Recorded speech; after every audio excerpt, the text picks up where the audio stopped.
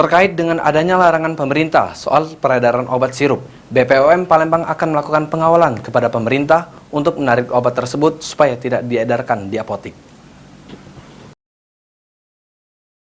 Penyakit gagal ginjal akut yang diderita oleh balita saat ini membuat sejumlah orang tua mengalami ketakutan untuk memberikan obat sirup kepada anak mereka. Menyikapi hal tersebut, BPOM Palembang akan melakukan pengawalan karena yang berhak melakukan penarikan adalah pabrik pemilik obat. Yang menarik itulah tugasnya pabrik. Kami mengawal. Contoh yang ada 4 kemarin kan, atau 3.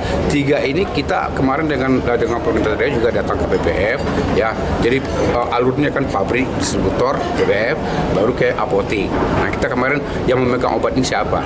BPF-nya. Kita kawal, ya, kita kawal untuk menarik produk.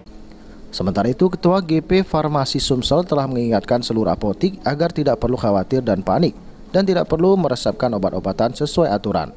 Koordinasi baik dengan Dinkes Kota, Dinkes Provinsi, juga Balai POM, itu selalu koordinasi perihal ini. Terus kita langkah-langkah kita sudah diinstruksikan ke anggota-anggota GP Farmasi untuk tidak begitu panik.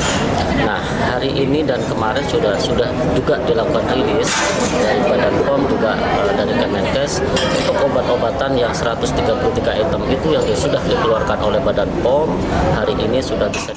Pemerintah sendiri telah mengeluarkan edaran soal obat-obatan yang dilarang untuk diedarkan pasca merebaknya penyakit gagal ginjal akut yang diderita balita saat ini di tanah air.